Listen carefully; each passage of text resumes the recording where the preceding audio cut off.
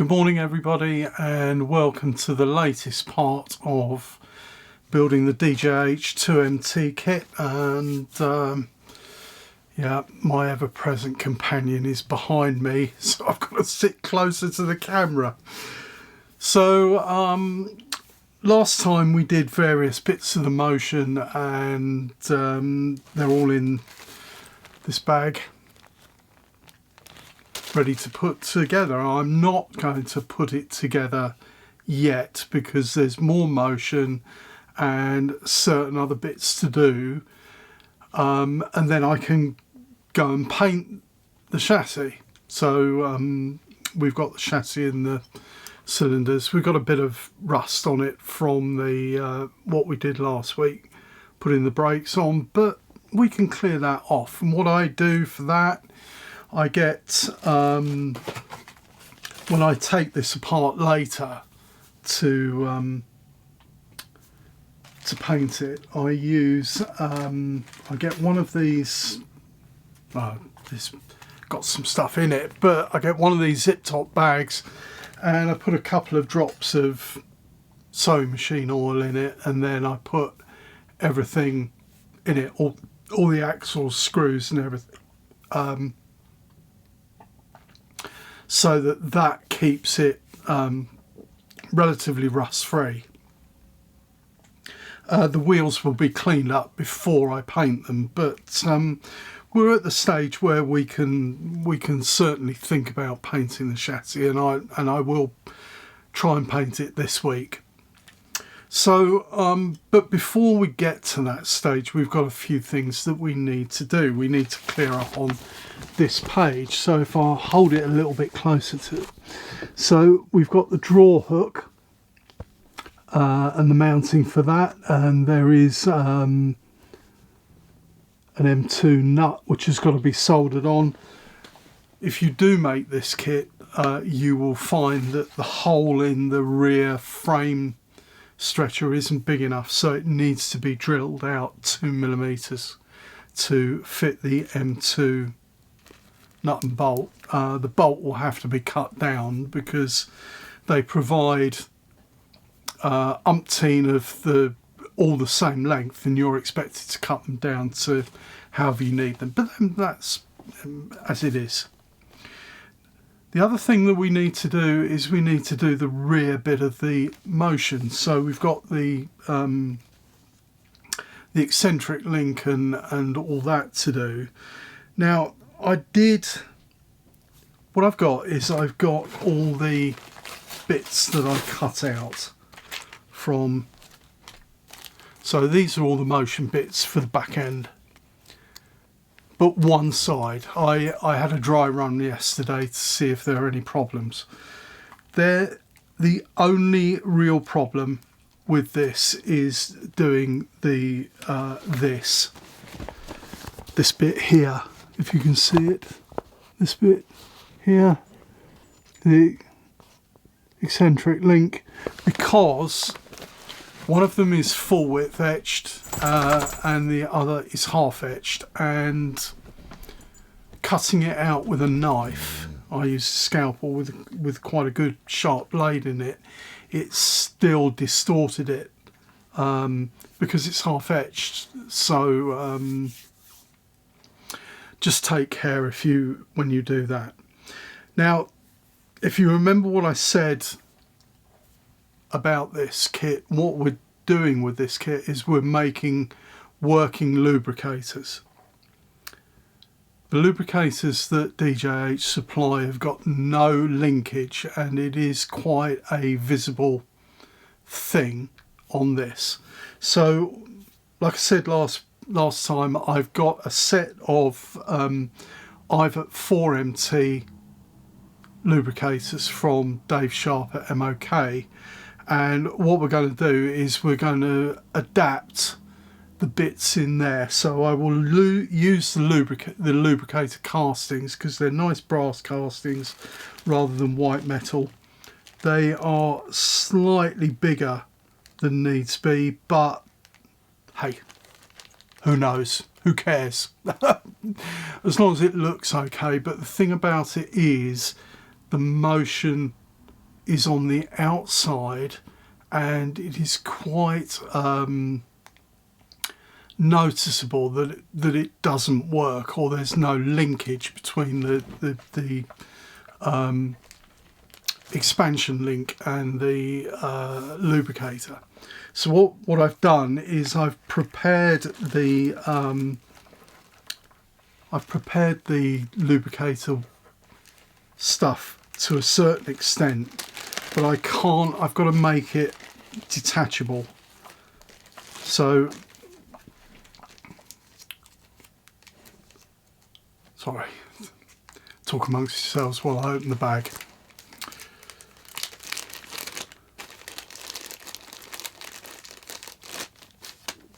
So this is the sprue with all the castings on from the Ivet 4MT from MOK. Now all we need out of this are the two lubricator boxes on the end, which are slightly wrong for this, but not outrageously so. I mean, if you wanted to, I suppose you could use the white metal ones out of the kit if you wanted to, but I think the cast brass ones look better. We need the end bits. We only need 4 of these end bits, and they are the ends of the operating rod. And we need these bits here, which are sort of like loops. And what I've done is I've tapped the taller end 14BA, and what I'll do is I've got some long 14, I mean they give you 2 longish 14BA screws in the kit for this, mounting this bit. But what I'm going to do is I've got some even longer ones which I bought myself, and I'm going to make an assembly with that and put the nut on the rear of it rather than have the screw head. We probably won't get to do that today, but well, that's what will be coming in the future. I'm not going to assemble all this in anger until the chassis has been painted, because there's no point assembling it and then taking it all apart and then assembling it again and then taking it all apart and then painting it and assembling it and taking it all apart and messing around with it. It's better to paint the chassis and then we can forget about it, put the plunger pickups in, which I've got in the box, and do everything in one go, so we're not really messing around too much.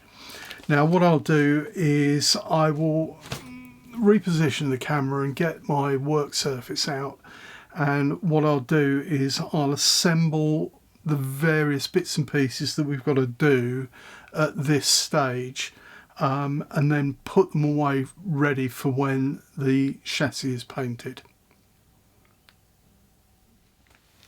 Sorry, I didn't mention this before, but in the instructions on page 5 there is this part.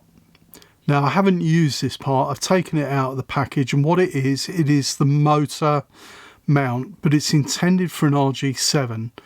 I will not be using this bit because it makes my motor sit up too high, so I will not be using it. So we don't need to fit it, but it goes in these two, sorry, it goes in these 2 holes here.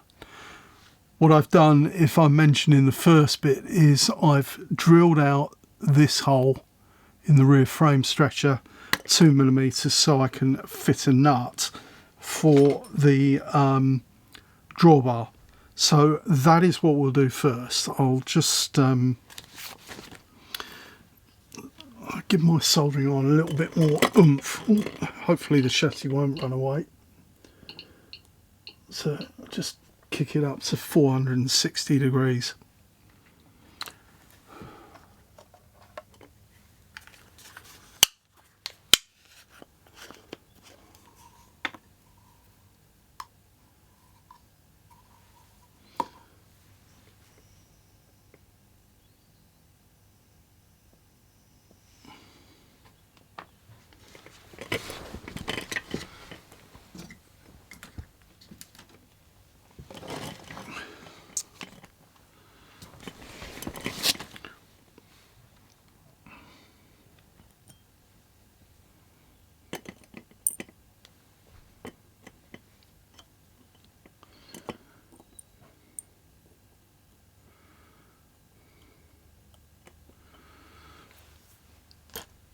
Yeah, sorry, but you're not going to see this very well because of the nature of where I'm soldering. I haven't got 6 hands, I'm afraid, so I can't hold this up and show you why I'm soldering it. But hey, oh, try not to stab myself.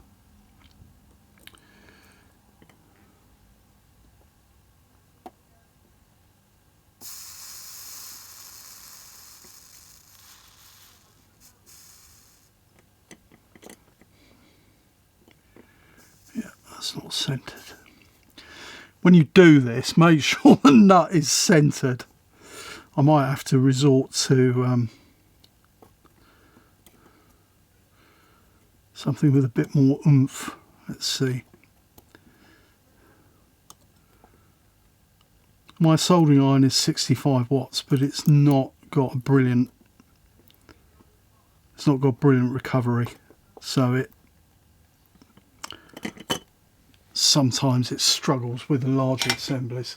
All right, we'll have to use this. If there is any gas in it. No, there's no gas in it. I'll fill it up with gas. Sorry if there's a big bang and a blue flash, then I've had a mishap with my gas torch.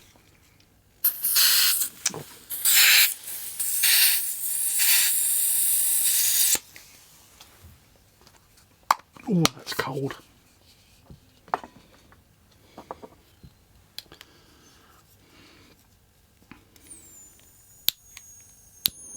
That's better.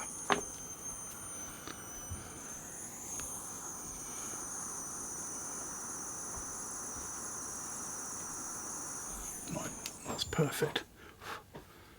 Try not to set fire to the house. Christina might be a bit upset. So there is the nut there for the rear drawbar. So we'll put this to one side so I don't melt it by accident, because there's white metal bits on there, and we will start doing the other bits and pieces that we've got to do.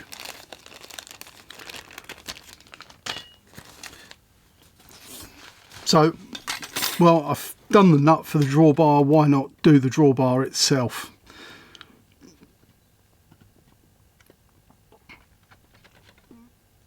So the drawbar is 2 pieces of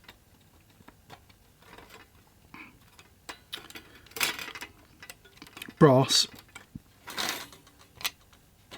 There aren't many bits left. All I've got really are the lamp irons and the roof of the loco from the etchings. So there's not a huge amount left to do really, which is good because it means finishing straight, possibly. So we'll just tidy this up.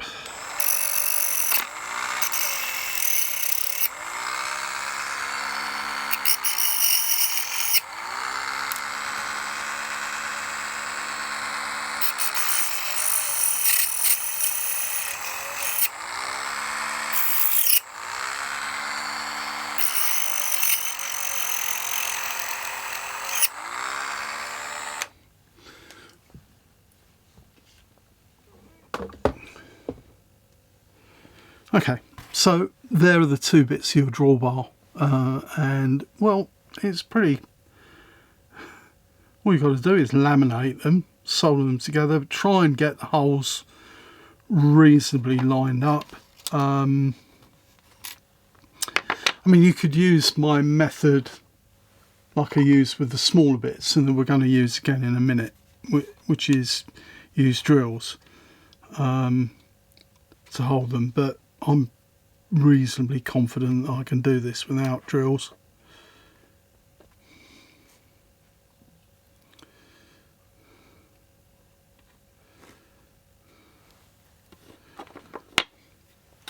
Tweezers. Where have we got tweezers? We've got umpteen pairs of tweezers, because we bought a load from Lidl.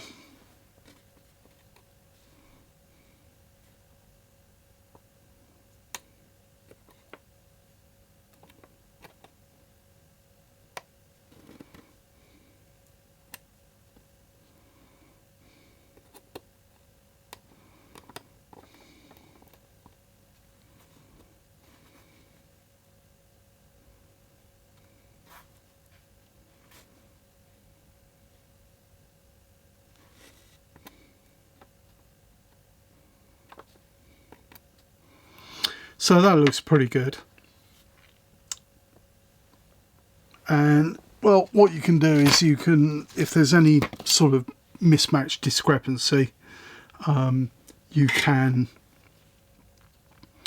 sort it out after the fact. So you can just take a reamer to it if necessary, but it doesn't have to be super duper accurate. It just needs to be relatively accurate.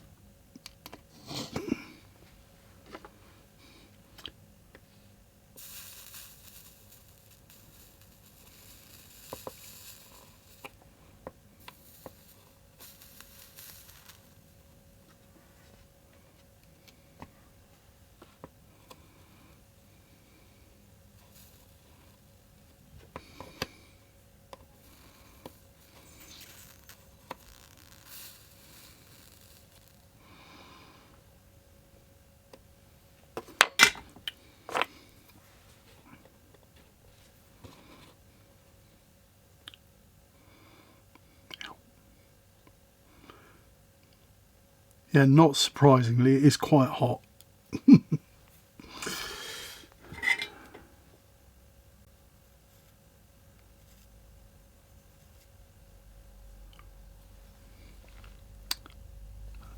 So I'll put that to one side and let it cool down. I use this sponge that I use for cleaning the drill bit. What I'm going to do, I'm going to zoom out a little bit.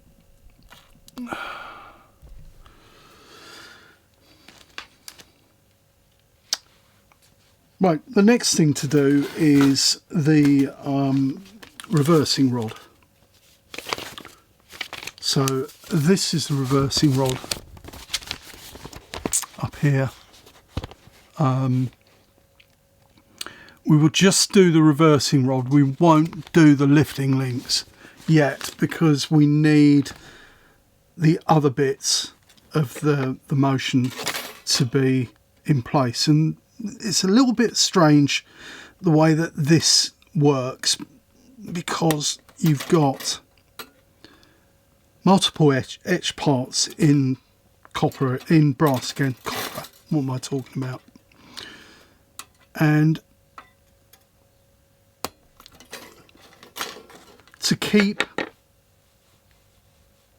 the linkage so that you don't have something between the locomotive and the chassis that would be a hindrance, the actual reversing rod fixes to the chassis. It's invisible, it's just under the footplate anyway.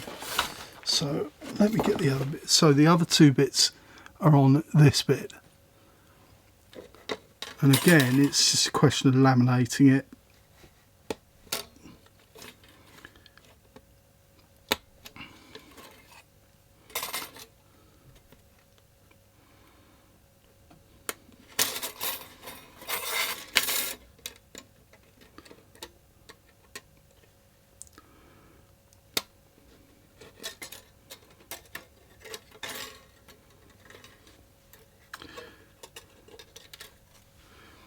So that's one bit, and what we'll do is we'll bend it up first and solder it, and then we'll start laminating it because these joints look to be a bit vulnerable.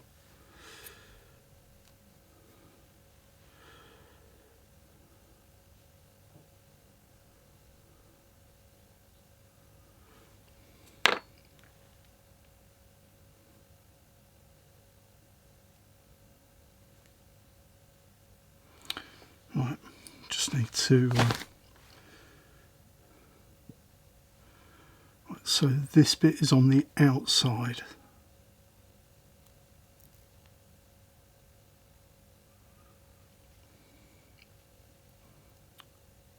Right, so I need some 1mm wire. Sorry, you'll be used to me doing this, but I often think out loud.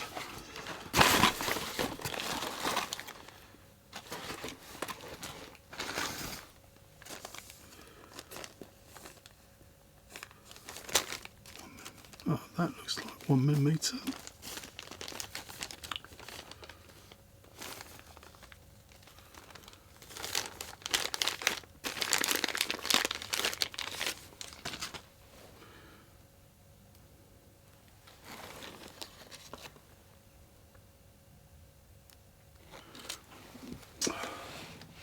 What am I guessing?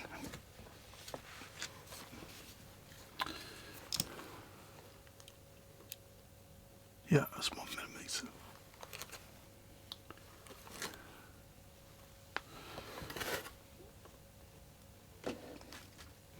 So I'm going to reposition the camera a bit better because you can't see my hands. So excuse me while I do this.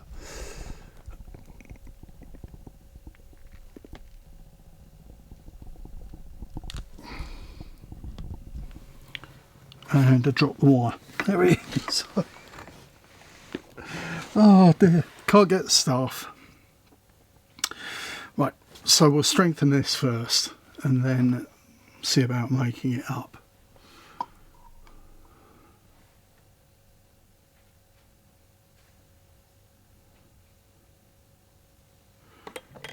Try and make all the bends like 90 degrees and make it a lot easier to mount it.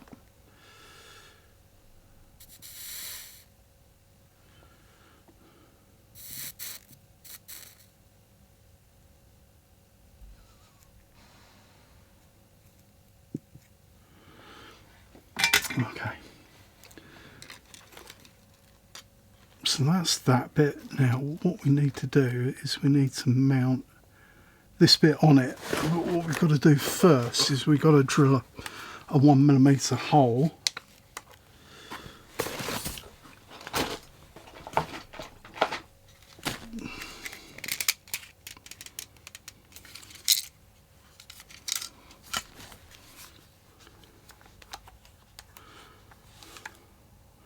You can either drill it or you can use a broach or whatever your method is. I'm going to drill.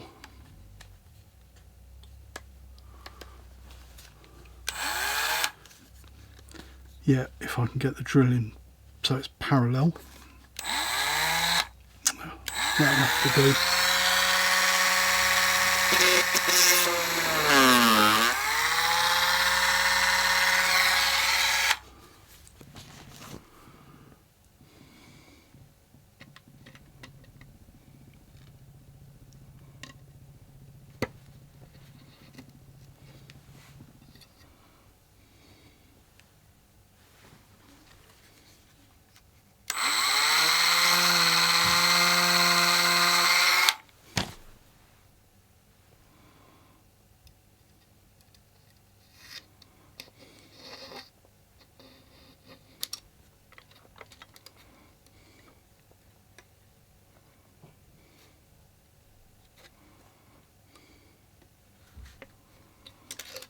Okay, so that's that done.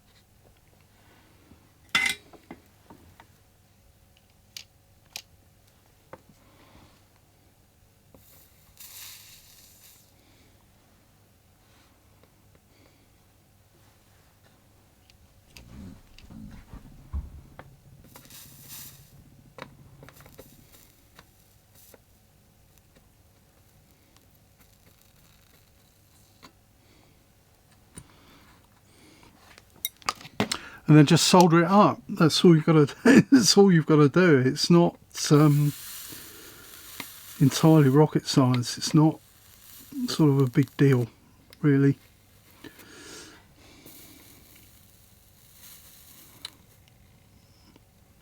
But make sure it's soldered all the way along. And then we'll dress it off afterwards.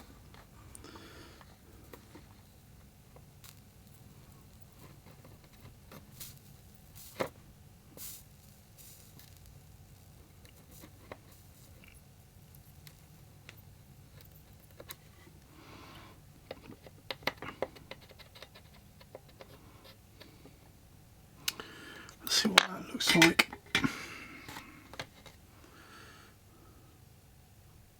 Oh yeah, that's quite good. That's pretty good.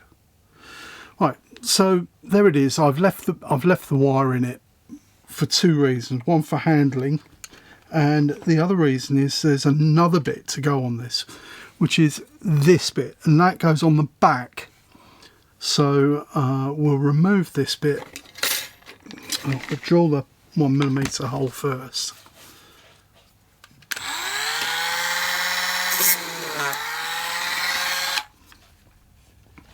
The other hole is 1.6, but we won't bother with that at the moment.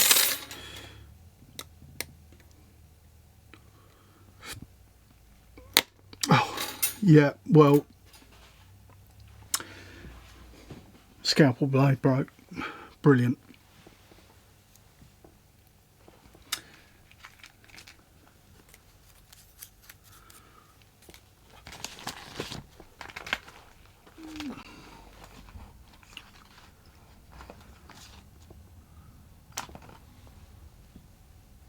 I haven't got any handy. Oh, so rather than knock everything on the head while I go and get some more, go and nick some of Christina's from downstairs, I will use another method.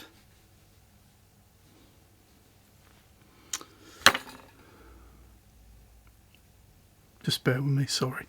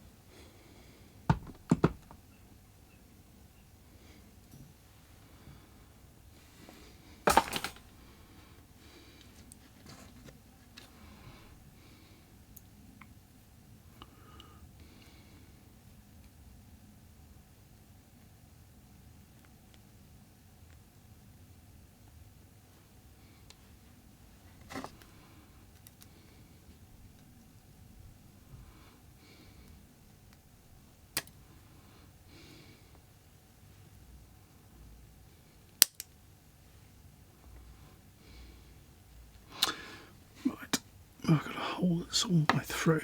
There we are.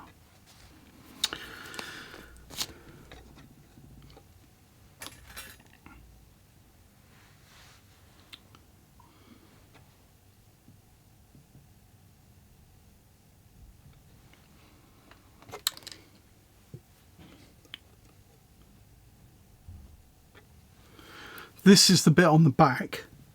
So what you need to do is you need to make sure that if there's any solder gone through, when you solder it, that closes that joint, bit of the joint up.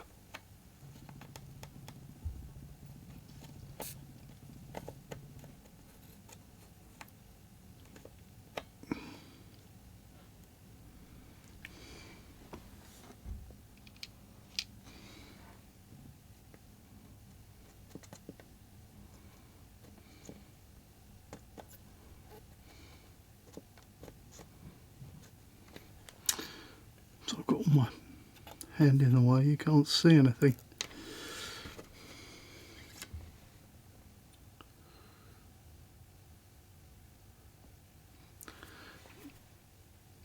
There it is. So what we'll do, we'll tidy that up now.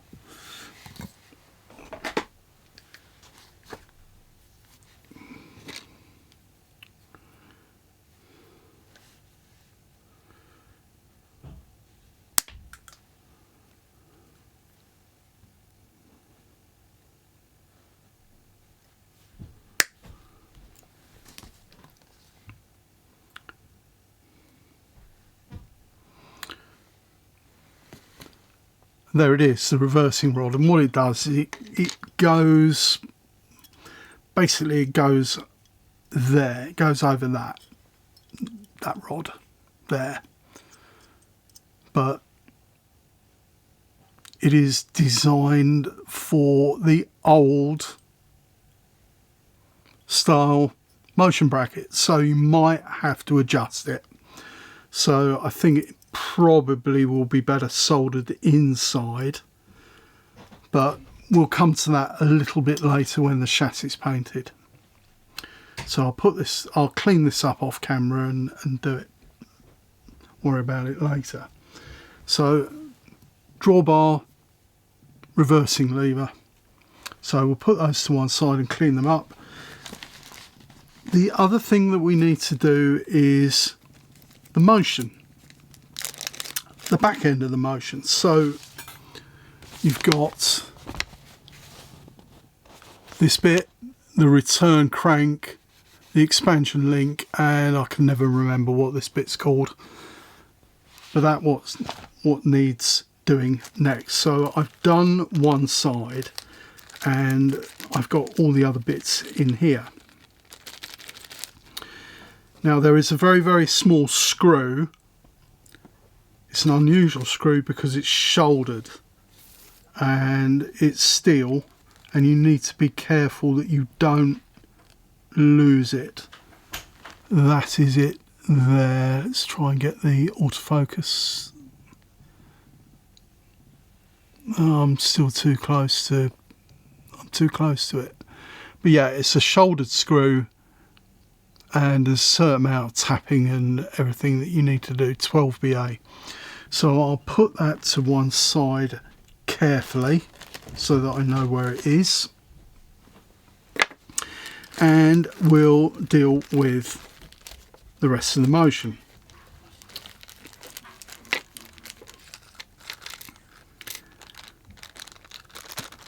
So these are the motion components, and basically really all it is laminating two bits together, but some of the parts have got forks in the end. Now, like I said, I've already made some of these up, if I can find them.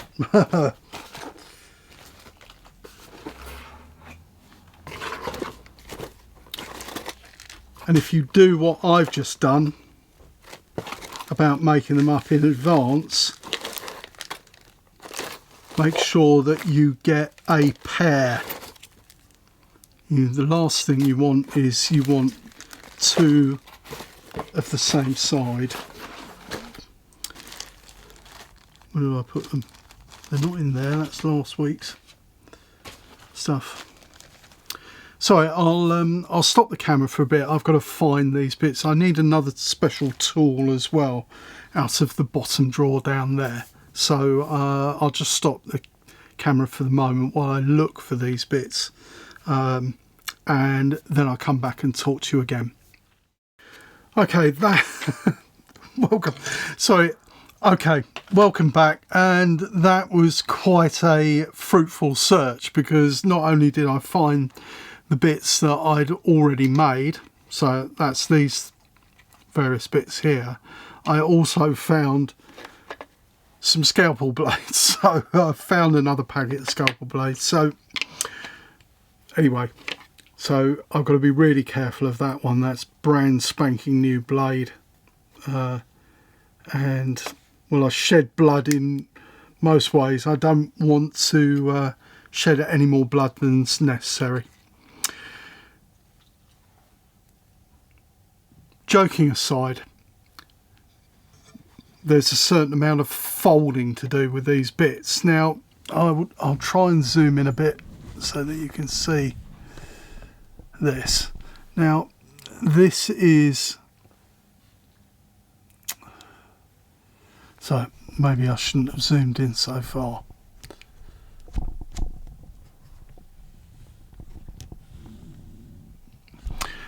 This is the expansion link. This is the lifting link in the middle, and as you can see, it's flat. What you want to do is end up with it looking like that. So there's a certain amount of folding to do. Now there's an issue with this particular assembly. What I've done is I've had to, in the other one, I've had to drill an extra set of holes in this one for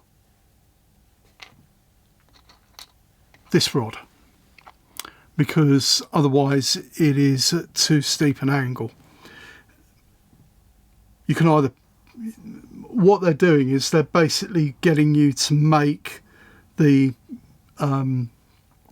motion in full forward gear. So I don't particularly like full forward, so what I'm going to do before I bend this, I'm going to drill another 1mm hole in it. If you can see this, there are various holes, two that are closer together near the fold and one by itself. Now I'm going to drill a hole between the two that are further apart.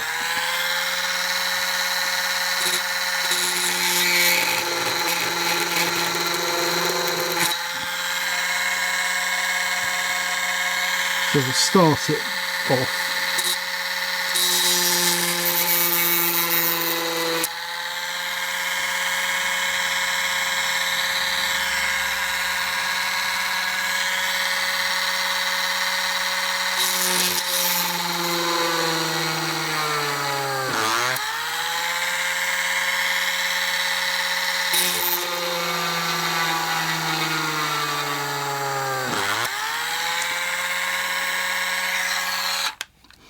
So it's a 1mm hole, two extra 1mm holes, one on either side, and now we are going to bend it. Now, I did the first one without using my hold and fold and basically regretted it, because the top hole is very, very, very near the fold mark. So if you are not careful, and I tried to be, but I wasn't particularly successful, you will distort the thing. It will bend where it's weakest, which is where the hole is.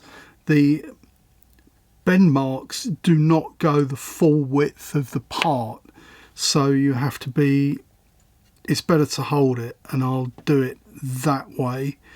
So that way I'm guaranteed that I will get a nice 90-degree bend, or 90-degree-ish. So now you've done one, now you've got the problem of doing the other one. And what we'll do for the other one is we'll use one of these side bits.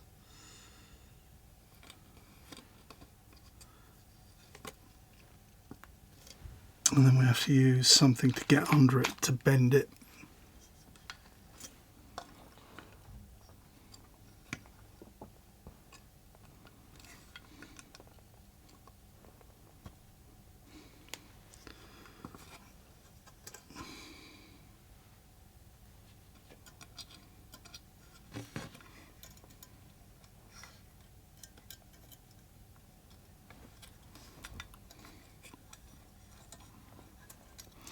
Very useful tool, these. I've got two of them. Philip's got the other one. The other one's smaller than this one.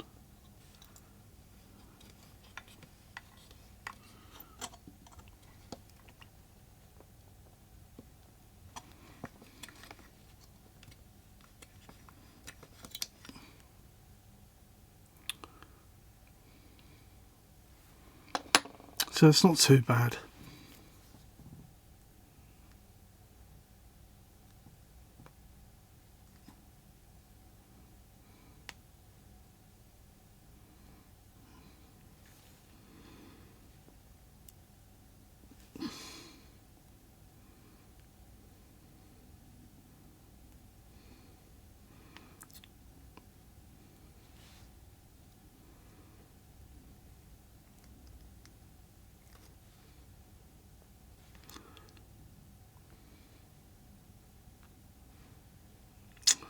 Yeah, and this is what happens if you do it by hand without the support. It distorts where the holes are, where these holes are at the top.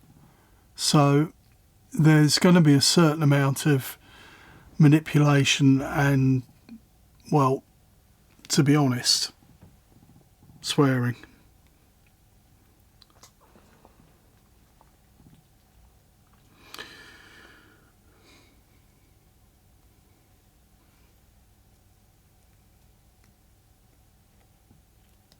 I don't know where my other pliers, I've got some very flat nose pliers, I don't know where they've gone. I think, again, Philip might have borrowed them.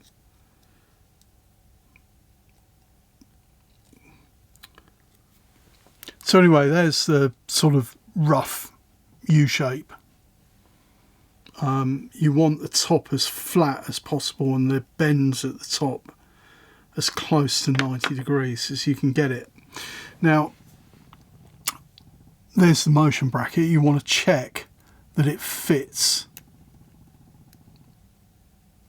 And, well, it doesn't fit. And that is a problem because you've got to put side cheeks on it as well. So there's some extra bits to go on this. So what we'll do is we'll shape the bottom. Again, there's half etch marks for doing that. Bend into the marks.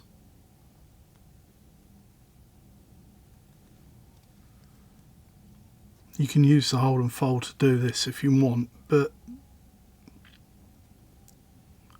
it's probably easier to do it by eye.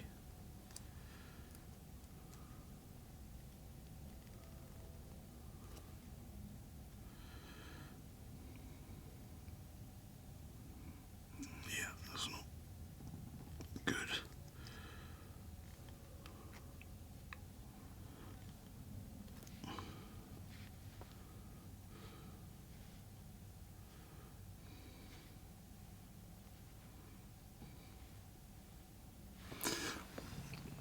So bent the bottom so it joins up. Now what we're going to have to do, we're going to have to squeeze this.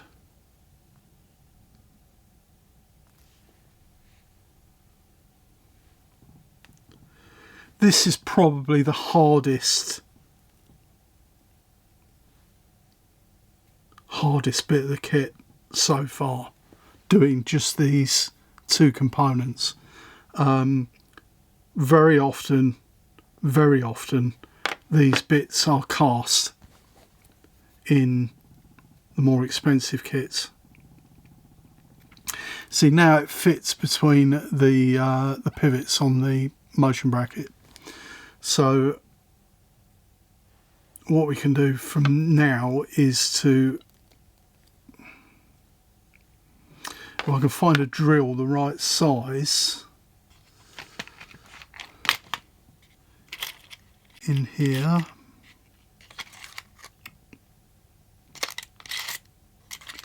I threw a 1mm drill away yesterday because it broke. I should have kept it.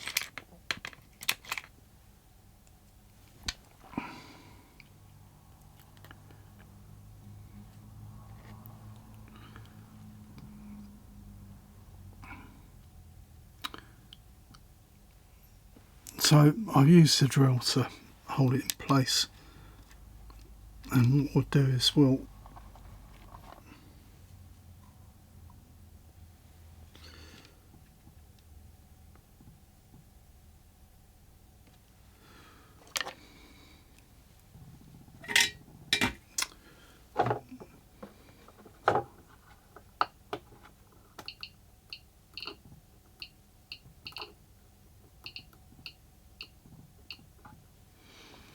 sorry, my soldering iron timed out.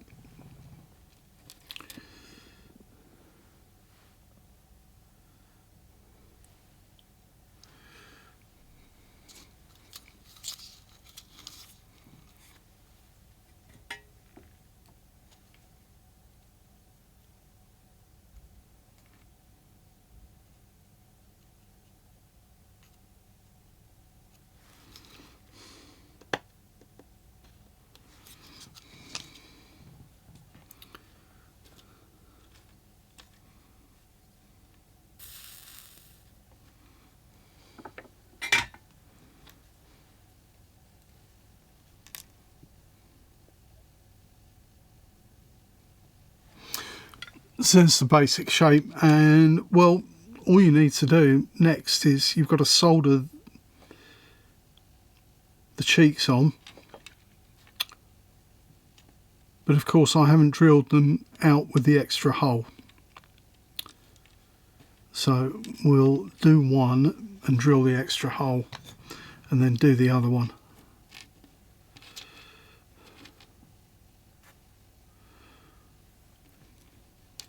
Make sure you get them the right way up.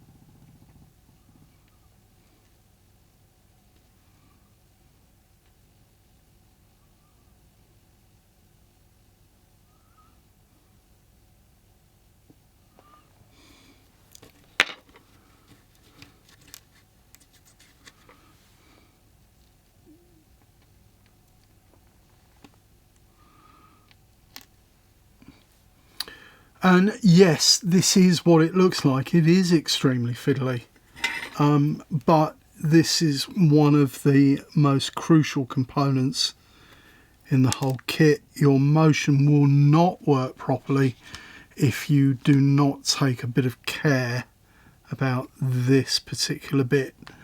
And it's doubly important because we're working lubricator gear. It's even more important to make sure that this is done with a bit of care.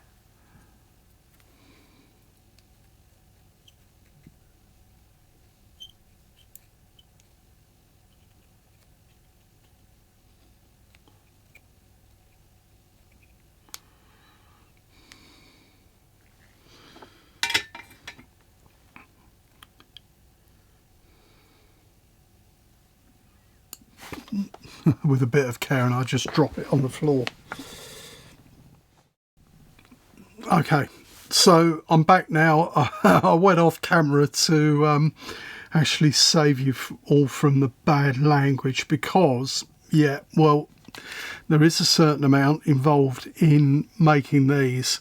So this is the one that I've just made, and I've checked it off, and you want to make sure that it is a reasonable fit in the motion bracket.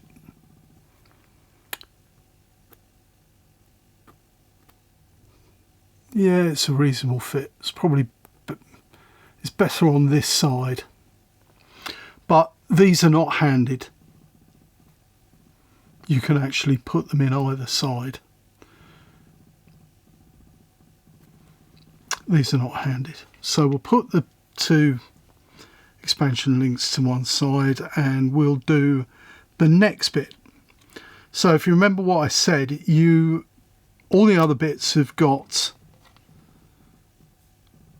chamfering in, so you need to make sure that you have got a pair. So probably the easiest way to do it is to put the corresponding bit, well, a pair. These ones are not overly critical because they're the same, but this one is critical. So what we've done, well, we've done half of that one already because I didn't have a pair. So we'll do this one next. Probably the easiest way is to bend them out further than you need and then compress them after the fact. So really what you want to do is you want to make a fork. So you can see you want to make a fork. So, and these are handed.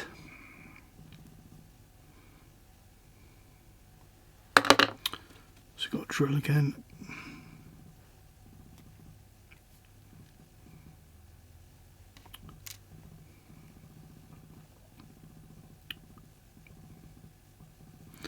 Well, that hole is 1mm, so we'll drill this out.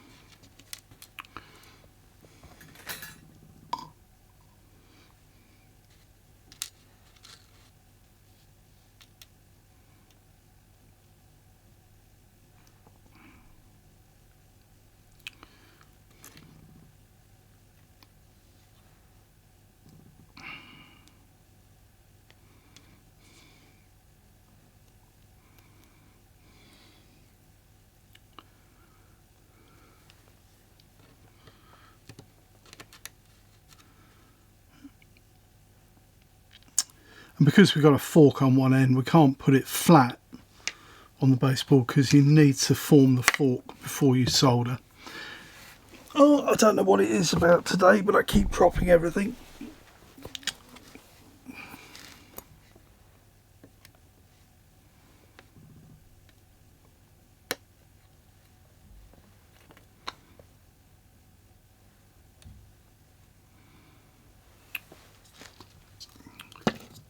Fortunately, in most modern kits, these parts are cast.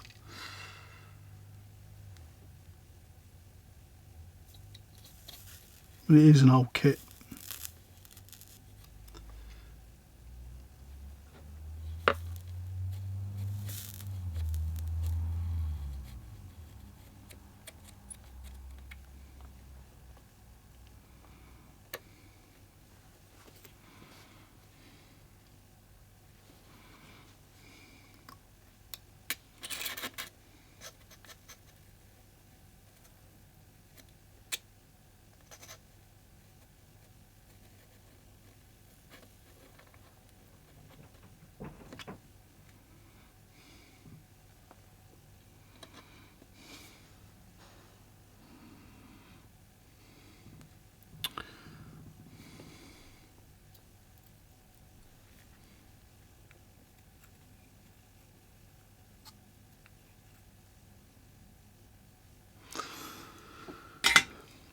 So there's a bit, we'll take this out, and likewise with everything else you've got to check beforehand. What you need to check with this bit is that it actually goes through the middle of the expansion link. So we'll clean these up in a minute, but you need to check, and it does, that it goes through the middle of it.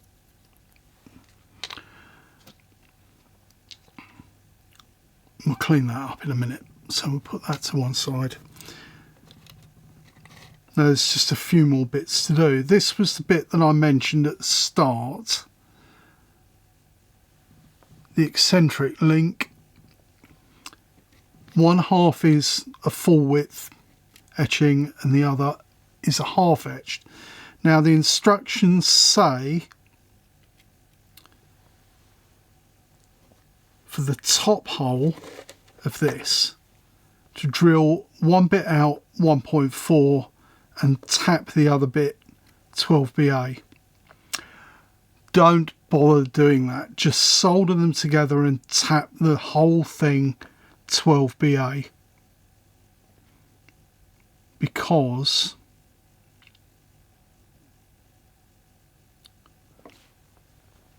is it that bit? Let me just check. Oh no, yes it is. Just drill, solder it together and drill and tap it out 12BA, the whole thing. Don't mess around with doing these holes, you know, because the thickness of the material is not enough to actually get a good key for 12BA tap. If you do it the way that the instructions say, you will probably have this joint will fail at some stage.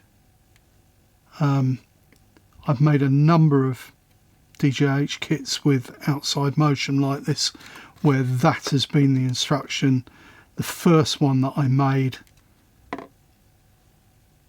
failed, so ever since I've made sure that I use the whole amount of material available for doing 12BA.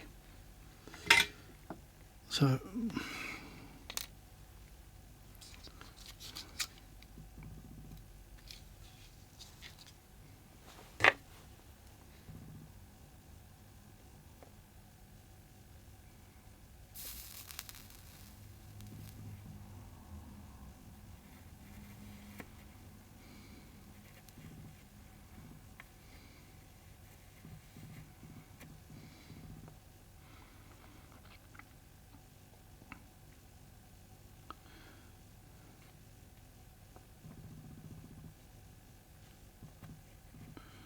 yeah, don't move it before it sets.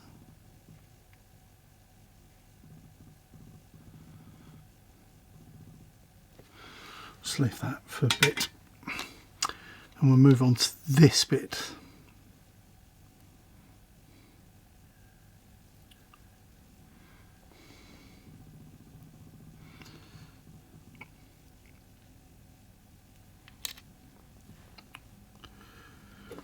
Same forks in the end.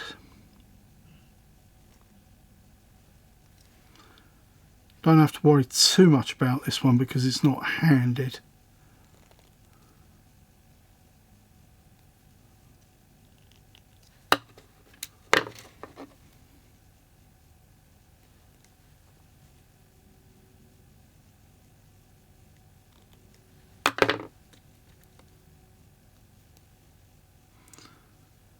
But where this one goes, it goes onto the end of this. So you need to make sure that that fits. So it needs to be widened a little bit.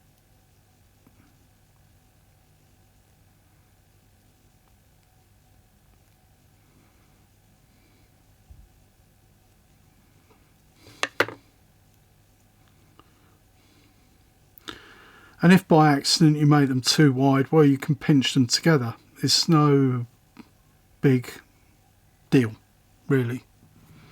So we'll solder this together. That should.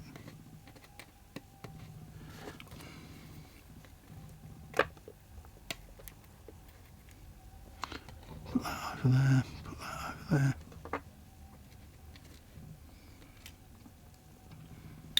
Again, it is a big,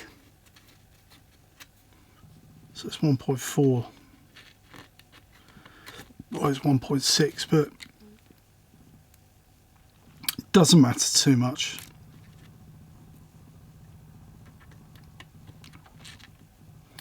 Because it's not handed. This one.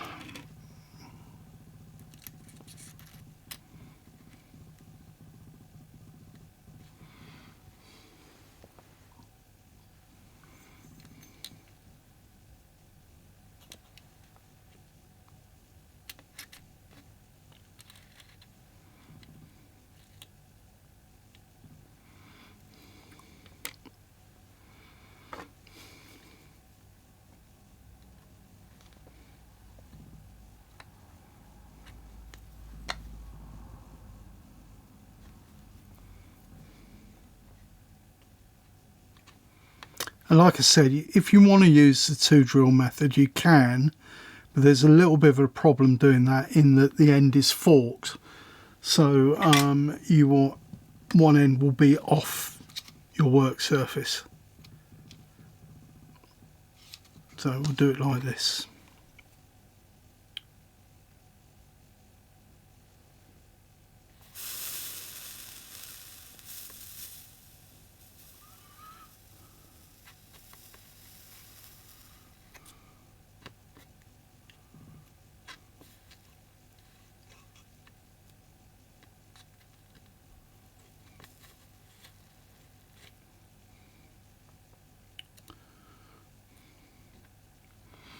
Now the last bit for this is this tiny brass overlay, which I've just dropped again.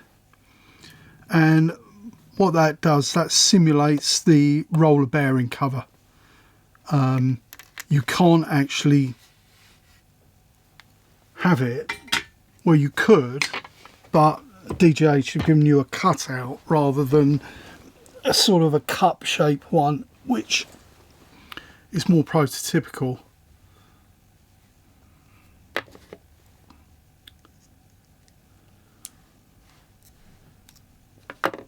And well, this needs to go on the side, so I just have to clean this up a little bit.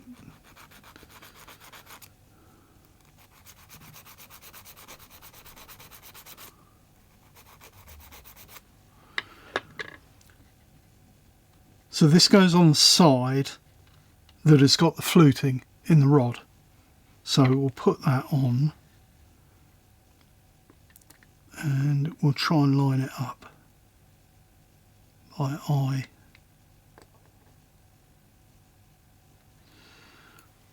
Very hard.